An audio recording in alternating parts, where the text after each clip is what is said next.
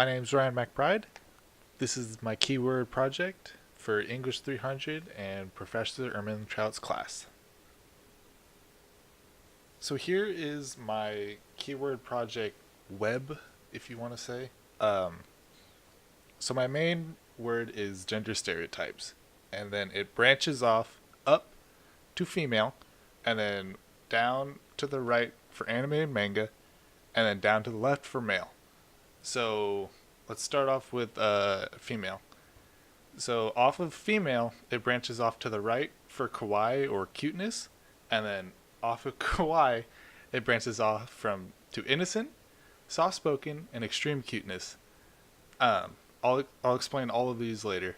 And then on the other side of female, they have over exaggerated features like large eyes, super slender, and then large breasts. And then off of the large breasts, you have jiggle physics, clothing, and hentai.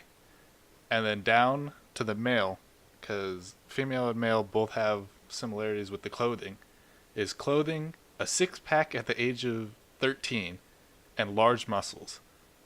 Um, Anime and manga on the bottom right, not realistic portrayals, male overdevelopment, female over exaggerated, not realistic settings, and fan service. And all of these are gender stereotypes, either in anime, manga, female, or male. Gender stereotype definition. It's a little combination of both, but here's the definition of gender. Gender, noun. The state of being male or female. Gender also refers to the social roles, behaviors, and traits that a society may assign to men or to women. And then the stereotype definition. Stereotype, noun, an oversimplified and or unfair belief or idea that groups of people have particular characteristics or that all people in a group are the same. Some gender type stere- Some gender stereotype examples consist of women in the kitchen making meals, women cleaning the house and taking care of the children, men bringing in the bread, and men being emotionless and not soft. So being masculine and not showing emotion.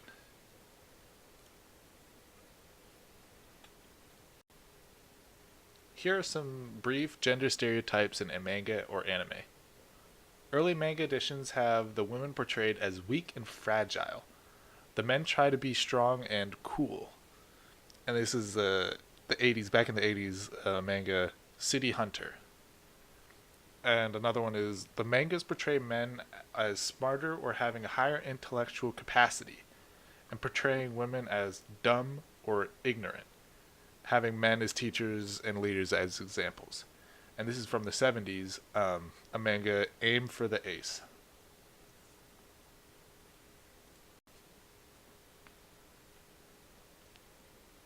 Now we're on to the male stereotypes. The clothing that is used in a lot of the manga or anime, um, they're tight fitting, bright colors, showing wealth, usually with a watch or just the clothes that they're wearing. So on the top right, you see a picture of a bright purple suit that in the anime JoJo's Bizarre Adventures, that has a lot of bright colors and uh, large clothes or flashy clothes, not large. Um, they're having large muscles, so large muscles to appeal to women. Also, unrealistic ages for the boys with these muscles. So, for example, being 13 with a six pack and huge muscles is completely unrealistic for most little boys. Uh, and in a lot of the manga and animes, they have huge rip. They're just ripped. And leadership is the last key. Being a leader for everyone to see and to rally behind, not showing emotions. Now we're on to the second bubble. Anime or manga. So, not realistic portrayals. There's some freedom because it is fiction, but not being locked down to reality is somewhat of a problem in some cases. Females over exaggerated and males overdeveloped is not realistic. The reader wants to put themselves in the shoes of the character, so they want to feel like they are the character in the story. And when the males are totally ripped and the females are totally objectified, it makes that difficult. It makes the story difficult. And the males being overdeveloped, having large muscles and somewhat being unattainable at the ages they are sometimes portrayed at, that's totally unrealistic as well.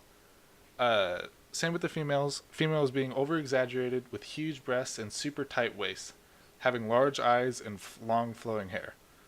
A lot of these people chase in real life with plastic surgery and implants, and it's a big thing, and it doesn't happen naturally. So for the manga and the anime to show it, it just puts a false expectation. And then the fan service, it's what the audience wants, but this can be confusing, or not confusing, but difficult, because not all the audience wants it. It can a sexy character with unrealistic features or stuff like that. Yeah. Now we're on to the last bubble, the big one. Female stereotypes. So we've touched on a couple of these, so I'm going to sort of go through it quite quickly. So, large eyes. Many mangas and animes draw females with large, innocent eyes. These large eyes are not normally obtainable without plastic surgery. They're super slender. They're shown to have super small frames with a small waist. This type of body can be very harmful to themselves. This is because they don't get enough nutrients, and they're pretty much starving themselves. And then large developed breasts. Many animes have women having huge breasts. This is very discomforting and is not true at all to the human body. They're appealing to that male fantasy.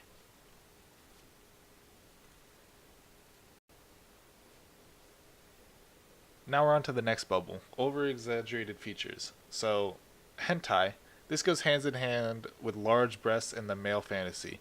They use the same art style, and they use these over-exaggerated characters to do sexual acts. The outfits. The outfits that the females wear are usually tight and very revealing. This is so the artist is able to show off the character's features. Not all characters are wearing tight clothes, though. Usually the main ones with exaggerated features. So the main characters, like if you look down, people walking down the street, they look nothing like the main characters. And then long flowing hair.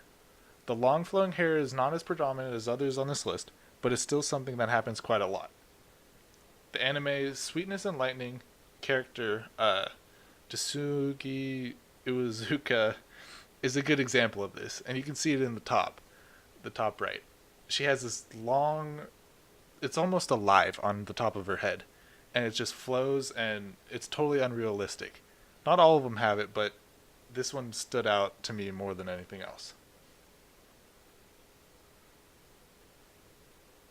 So now we're on to the last bubble, kawaii. So this is innocence. So females must be innocent and naive. They shouldn't be taught these things. Women are more than competent. Women should be able to take charge and be able to learn what they do or they want. So a lot of times they're portrayed as innocent, fragile creatures, but they're totally strong and very capable, and it's just a character that they play. Soft-spoken. Women are often soft-spoken in animes to show that they're more feminine. These women are usually protected by a strong vocal male. So, in My Love Story, we had the huge main character protecting the small, fragile, innocent character. It's just an example. And extreme cuteness.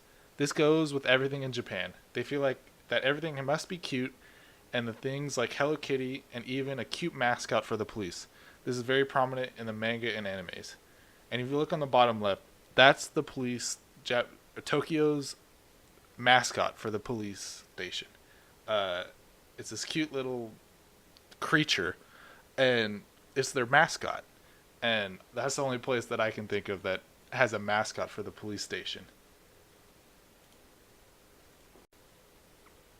how it can benefit the classroom. As you can see, gender stereotypes is a large umbrella of a word. You're able to find plenty of examples of stereotypes sprinkled within manga anime that you watch. If you know what to look for and you're able to see them quite easily.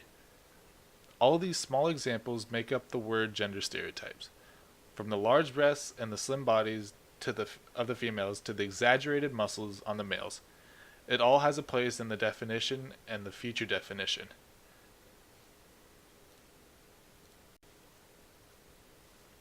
And finally, here's my works cited.